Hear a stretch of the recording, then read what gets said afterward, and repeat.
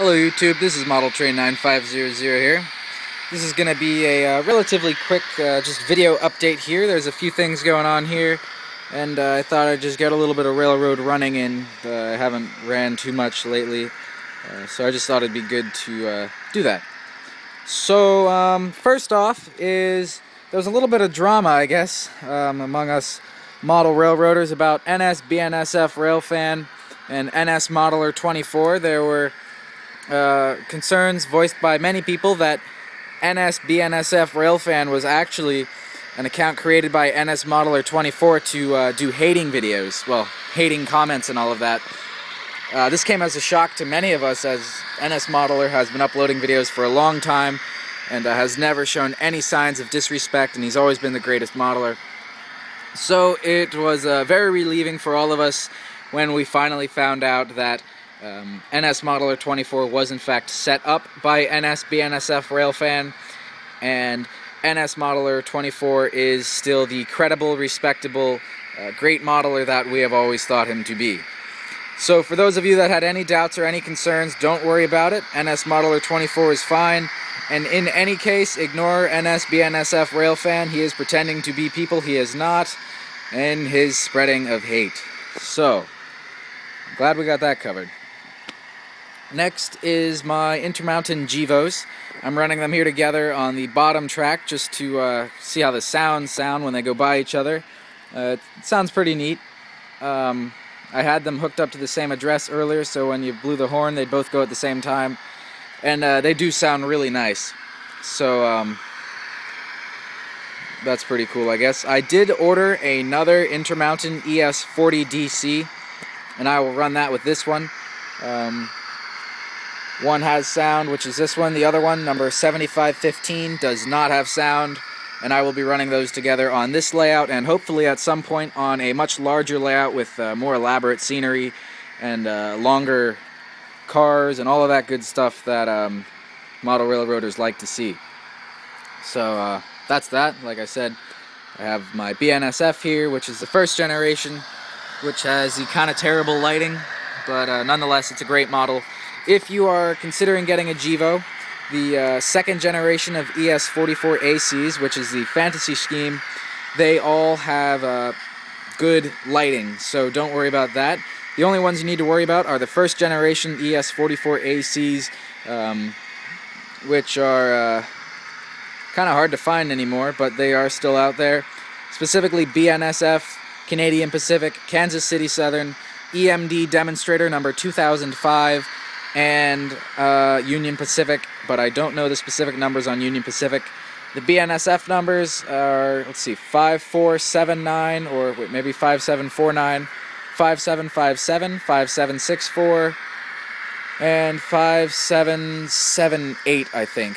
Yeah, 5778. So those are the bad ones. You want to watch out for those. If you can, get a newer one. They are all good since that first generation with the relatively dim lighting, which disappointed many modelers. I also believe that the newer generations of BNSF will have a more accurate BNSF red-orange as opposed to that faded color that we have seen, and they will all have the lighting of the same quality of this Norfolk Southern model coming around here, which is very nice. So I guess that's it for the GEVOs. I will have a running video of these up sometime soon, hopefully with them running together, running apart, and maybe some pretty long pulls over on this other table with them MU'd together. Which brings me to my next point here, where hopefully by the next video I have, if it's not a video review of the DC model of the ES40, it'll be a layout update similar to this. And there will be some significant production and changes that you'll see in the scenery here. I have painted along the edges here, and I'm going to start maybe getting some plaster cloth back beyond there, maybe some foam, and getting the scenery terrain all built together here to finish up this table. I did spend a good bit of money on my GEVOs, and I think it was well worth it, although there are some locomotives that I would like to sell. Many of you may have seen my Proto 2000 RS27. that I had, and that is still for sale, but it is now on eBay, and I lowered the price a little bit to start, so I encourage you all to go check that out.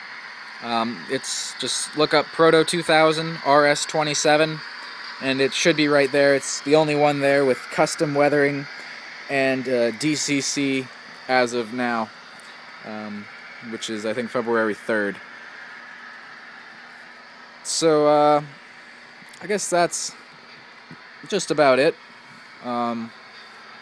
This upper rail here that I'm running my GP38-2 from Atlas Trainman on. This is Atlas Code 83 track, all flex track, and I have soldered and cleaned up a lot of the connections.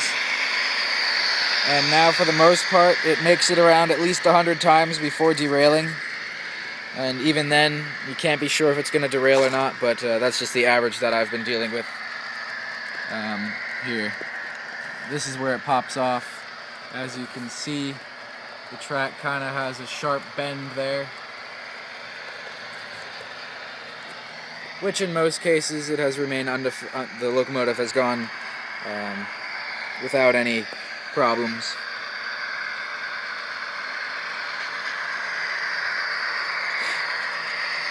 But I guess that's about it. Those are my intermountain GEVOs. Hopefully I'll have a running video of them up probably this weekend sometime, if not today, maybe Sunday or sometime later next week. I don't want to upload too many videos at one time, because then this video won't get as much attention as the other one, and people that may have had questions or requests might not have ever seen the video that was specifically recorded for them.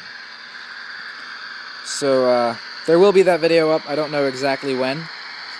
And I'm sorry if this video seems a little bit shaky. Once again, I'm recording from my iPhone, which is a small mobile device with a decent camera, but it is a little bit shaky.